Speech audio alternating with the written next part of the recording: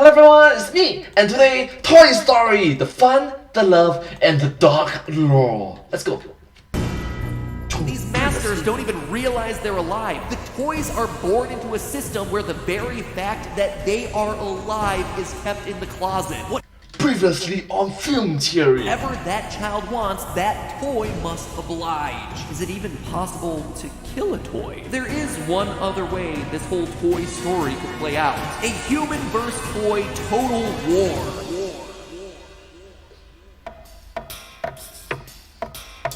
Doink, doink, doink, shoo. Film Theory. Hello, Internet. Welcome to Film Theory. Hello Internet, welcome to Film Theory. Hello, let's start the video. Last time we discussed the horrific realities of being a toy in the Toy Story universe. You have one purpose in life, and God forbid you strive for anything else. And that one purpose requires you to be controlled by masters who don't even know you're alive. Your very existence is kept secret. And as a result, you have literally no say in all the awful things that are going to be done to you. It's thankless, it's humiliating, and there is no escape. Even if you wanted to die, you can't. Unless, of course, you're willing to burn or explode yourself. It sucks. For as bright and fun as these movies are, it is undeniably the worst Pixar world to be trapped as a character in. But that might not be true for much longer. You see, there's a storm coming. If you go back and look across the 3 Toy Story movies, as well as the trailer for number 4, there's a disturbing trend that you can see happening on screen. War is on the horizon. A war between servant, master, toy, and human. The toys are getting closer and closer to fighting back in a big way. Oh my gosh, if it's war, oh my gosh, it's gonna be hell. It's really gonna be hell. Oh no, I'm wrong. It's not gonna be hell. It's worse than hell. Hell punishes those who have committed horrible deeds. But war kills indiscriminately. I'm sorry. Yeah, kill the innocents. When they do, let's just say it's not gonna look too good for us humans. Don't believe me? Well, leave your childhoods at the door because you're about to get drafted into the great Toy Story War. Remember back in the first movie, when a toy getting knocked out of the bedroom window was the single worst thing that could possibly happen to a toy? Well, fast forward to the Toy Story 4 trailer, and we now have toys leaping out of windows left and right. They're traveling cross-country to save each other, and then wind up back with their human overlords. But the important thing to note here is that they're exerting what they want. Buzz, we've got to get Forky. Affirmative. Let's go! In the original Toy Story, our favorite characters were helpless. They were indoctrinated into this belief that they had no control over their own destinies, that they were helpless in the face of disasters. They couldn't cross out of Andy's room without his permission. But Buzz's disappearance in the first movie and the subsequent rescue mission gave them a taste of freedom. Oh, it's something like, you shall not pass, but... They saw outside of their bubble. They got a taste of the outside world, and it showed them that they had more control and power than they could have ever known. So much so that they could fight back against the very humans they were built to entertain. Something like, I am inevitable. Oh, play nice. Think I'm over-exaggerating? Early on in the series, the toys sit around helplessly, waiting to be played with by their human masters. But as the films go on, not only did the toys realize that they can simply play with other toys and cut out the human middleman, but they can also start enacting schemes to get exactly what they want out of their human masters. Even going so far as to manipulate Andy with phone calls and post-it notes. Hello? Hello? Anyone there? I mean, that is next level manipulation. Seriously, just stop and look at where the toys are now. Long gone are the days when it literally took an army to spy on Andy. Oh, what do we have here? Wait! Turn that thing back on! Come in, Mother Bird. By the time Toy Story 3 rolls around, the toys can easily surveil Andy remotely. That's impossible. No, I really see him in his room. My other eye, the one I left behind. As we see the potato heads learning to use their unique powers as toys to good use. Good strategic use. And the Mr. and Mrs. here aren't the only ones doing this. In the first movie, the closest to flight Buzz ever got was accidentally falling with style. Now, in the Toy Story 4 trailer, we see him able to launch himself and glide at will. And what's more, not only are they mastering their own abilities, they're also mastering human technology. In the original film, Oh wow.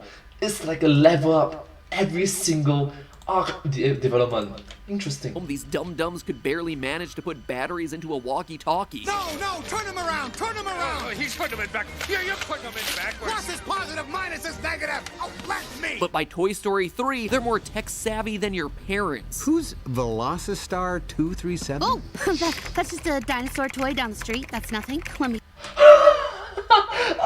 Okay, let's keep it wholesome and family friendly. Thank you so much. Thank you. Just take care of that. Just a dinosaur. That clip is important because it shows not only that Andy's toys have mastered things like online communication and online gaming, but also that they're not the only toys doing it. That's just a dinosaur toy down the street. All the toys in the neighborhood, heck, all the toys in the world are getting smarter. They're And on the internet, you can stay anonymous very easily and very quickly. getting savvier. So the toys are asserting themselves. They're learning. That's not that big of a deal though, since for now, they're happy doing all that in service of us humans. The key Until when? words there though are for now. Remember, the toy existence is a brutal cycle. They're created out of a kid's love and imagination, which is beautiful. A child loves his toy, and a toy loves his child. But from that point forward, the toy's existence is a constant stream of mistreatment until they're eventually forgotten about and thrown away by the very person who brought them to life in the first place. It is thankless and it is sad. You can only put up with those sorts of indignities for so long before you expect something better.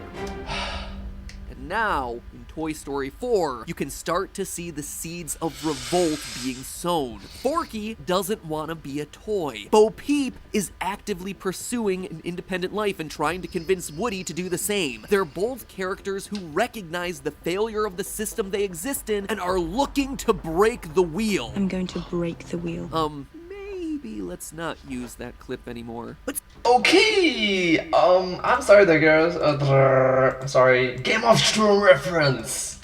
seriously, there is dissent rising up among the toys. And where there's dissent, there's the spark of war. Don't take it from me either. To understand something about the art of war, what causes it, and who wins, I turn to R.J. Rummel, the acclaimed political scientist who literally wrote the book on this stuff. Rummel identified 6 socio-political causes of international conflict war. And guess what? Toy Story solidly checks all 6 boxes. Wow. Point number 1, significant change in the balance of powers. Just so happens that we just talked about this one. Toys are figuring out how awesome they are, they're starting to take action, they're manipulating humans to do what they want, And technically speaking, they don't die. They are immortal unless murdered, I guess. Whereas humans, I have lifespans, you have lifespans, we will die someday. I will definitely die someday. It's inevitable. But what the story is trying to say that the toys don't die. mastering skills that give them incredible advantages over their puny human counterparts. Big old check in that box. Point number 2, opposing interests and capabilities. Let me ask you this, is there a disparity of interests between humans and toys? Let's think about that for a moment, shall we? Thought I told him to pick these up.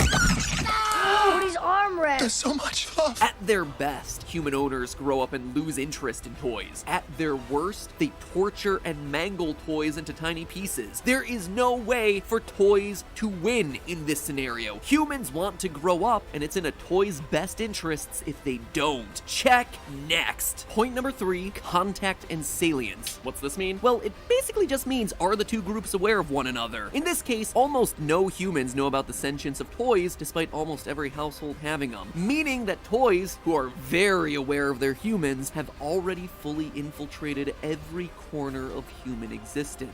Oh, it's something like self-mode, super-sized self-mode, level up, something like that. But but still possess the element of surprise. It's like 6 billion Trojan horses have found their way into every home across the entire world. Are the two groups in contact with one another? You bet they are. Number 4, individual perceptions and expectations. Now, this one has to do with whether the two groups understand and empathize with each other's situations and feel the same things. If they do, no war. If they don't, the battle is on, baby. And in the case of Toy Story, well, this one's just laughable. Since toys are constantly heartbroken when their child grows up, well, the child has no perception of how their toy feels. They have no clue that they even have to meet the expectations of the toy in the first place. Meanwhile, all the toy knows is abandonment. After a cycle or two of that, the toys start to catch on. They start to grow bitter. They start to get angry. They start to become a lot like Lotso. Something changed that day inside Lotso. Something snapped. She replaced us. Lotso wasn't a villain. He was just a revolutionary ahead of his time. Point number 5, a disrupted structure of expectations. This one is all about whether the status quo has changed. Is one group starting to expect better, or at least different treatment? Well, the toys have started to get more frequent tastes of freedom. They're starting to warm up to the notion of self-determination. And with it, the entire slave-to-children social structure that's persisted up to this point in the movies is being threatened. Even in characters like Woody, who has been one of the strictest loyalists to the existing system. If someone doesn't want to abandon his kid, whether it's Andy or Bonnie, it is Woody, and even Woody's faith in this system is starting to shake. Woody, aren't we going to Bonnie? But at the end of the day, the checkbox that truly matters the most is the last one. Point number 6, will to conflict. Do the toys have it in them to actually do anything about their situation? Would they really attack the humans that they love so dearly? The answer is yeah. Toys already have a track record of will to conflict against humans who mistreat them. Not all toys, of course. I don't like confrontations. But some, when it seems like toys are getting abused and mistreated, like in the case of Sid, the toys show that they are willing to push back. And as we've seen, the toy population at large is waking up to this idea that they're being mistreated all the time. Not just physical mistreatment by crazed kids who Frankenstein baby heads onto spider legs, but emotional mistreatment from the supposedly good owners who grow up and abandon them. I'm not saying we're here just yet in Toy Story 4, but literally everything in the history of the world shows that the relationship between toys and humans is a powder keg. From a lot of history, learning from humans' history, unfortunately, a lot of human conflicts, a lot of human death. Where every risk factor exists and all socio-political signs point towards violent conflict. And that's the last area that we have to carry out to its logical conclusion here, friends. Because if toys are becoming assertive, if they're truly becoming masters of their own fate and encouraging other toys to do the same, it means that over time the balance of power is shifting from people playing with toys to toys playing with people. What we humans don't understand is how much trouble we'd be in if our toys truly revolted. Let's look at the evidence. For a start, toys are far smarter than humans. Who needs all that childhood development nonsense when you can be at full strength from the get-go, right? Buzz isn't even alive for 10 minutes before he's falling with style. And he's multilingual with a flip of a switch. ¿Quién anda ahí? ¿Amigo o enemigo? Compare that to humans who need to be alive for at least a year before they so much as walk, and who need 600 to 750 classroom hours to learn Spanish as a second language. We can't overlook the simple Just one button and I can speak multiple different languages. truth that toys, as a population, have successfully kept the very fact they're alive under wraps generation after generation, owner after owner. It is the best kept secret ever. And all the toys, every last one, has been able to maintain that ruse forever. So toys are smarter. Big deal, but brains aren't everything, right? I mean, after all, humans are bigger and stronger than toys, for now, at least. There's one scene that I've always wanted to talk about here on Film Theory, and today is finally the day. The tortilla scene with Mr. Potato Head. In Toy Story 3, Mr. Potato Head puts his eyeballs into a plain, non-toy tortilla, and suddenly he has physical control over said tortilla. He becomes Mr. Tortilla Head. In that one moment, he's effectively turned an inanimate object into a sentient being being, instantaneously. Consider the ramifications of this one scene. If toys can control non-toy objects, well, they've essentially invented avatars. Stand-ins for themselves made of any object they can imagine, or stick an ear into, I guess. A tortilla ain't so threatening, but stick those eyes onto a tree and you suddenly have a literal whomping willow on your hands. Removable and swappable body parts give toys what almost amount to superpowers. For instance, oh my gosh, that's true. If there's an Iron Man action figure, that'd be very, very, very dangerous. Mrs. Potato Head's eye can literally transmit images back to the rest of her body from across town, meaning that any ear or eye left behind can serve as its own immortal surveillance equipment. And the Potato Heads with their tortillas and remote surveillance demonstrate something else that's even more threatening. If they can suddenly split their bodies into a small handful of different pieces and operate all of them independently, well then, why can't they split them up into 24 different pieces? Or 36, 1,000, a billion? Is the spark that gives a toy life inherent in every atom of its body? Would crushing or incinerating a toy do anything? Or would that just create an army of many, many, many millions of tiny mini toys? I brought it up last episode, but toys are already going to be a really hard enemy to kill.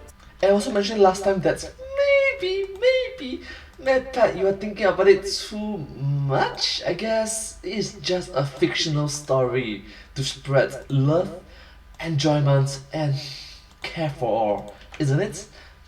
Positive, wholesome, family-friendly, just a great film in general. Sid's experiments prove that even a fishing pole with legs can be alive. But if that's the case, where is the end of it all? So what do you get when you take a society of sentient creatures all trying to grapple with their existence as the property of underdeveloped humans? You get the most dystopian society that you're gonna encounter in a movie this year, my comrades. The long and short of today's episode is this. Remember your toys. Go back and visit that overcrowded box of old stuffed animals. The oodles of Barbies crammed into your mother's attic. Do it for the memories. Do it to revisit a simpler time. Most importantly of all, do it to ingratiate yourself to the toy who will one day be choosing how to play with you. Let's hope that they remember to play nice. But hey, that's just a theory. A film theory. And while we're on the subject of protecting yourself from imminent threats around your home, let's talk about our sponsor for today's episode, NordVPN. Well, Nord won't be able to protect you from your old toys coming after you. It can prevent your phone, aka your grown-up toy, from coming after you instead. Nord is a regular sponsor of Film Theory, which means that they're awesome and what they do is awesome. And what they do is to protect all your internet-y devices like your phone, tablet, and computer from getting hacked online. Using a VPN protects every byte of data that comes into and leaves your computer, keeping all your email passwords, banking information, and that all-important HBO Go login information away from anyone who shouldn't have access to it, which is pretty much everyone but you yourself. Going to some shady websites or places where you don't want other people knowing that you're headed to, VPN's gonna make sure that that data stays private. And with the passage of laws like Article 13, a VPN like Nord is gonna be able to help you get around all those pesky content walls that are gonna be put up over the next couple years. Nord is fast, it has servers in 61 countries with 24/7 customer support and military-grade encryption that makes it one of the most trusted online security systems in the world. And right now, you can get that world-class protection at an amazing rate. 75% off a 3-year plan. All you have to do is go to nordvpn.com/filmtheory. And then, once you're checking out, you can use the code FILMTHEORY again and get yet another month completely free. That makes your subscription just $2.99 per month. So you can browse and shop online security across all of your devices and then have that extra penny left over to give a penny, take a penny at like the gas station. Anyway, that is nordvpn.com/filmtheory, or it's in the top line of the description. Do it now and let Nord protect the internet for you, because you've got like 1,000 killer toys in your attic that you gotta worry about instead. The internet should be the last thing on your mind. So go ahead, get going, and just be careful of any sentient sporks that might be roaming around your kitchen. Just saying. Thank you so much for watching this video. I'm sorry. Thank you so much for watching this video together with me. I hope that you find this video very unique. Yeah. If you do like this video, please remember to like, share, and subscribe to my channel, and comment down below if you have any share with us. Don't forget to follow my channel and sincerely appreciate all of your support and encouragement for my work. Thank you so much. It's very uplifting and motivating for me to continue. Thank you so much. And I love to see you in my next video. Thank you so much for positivity and sincere gratitude and appreciation for all of you. Thank you so much. But hey, that's just a theory, a film theory, and cut.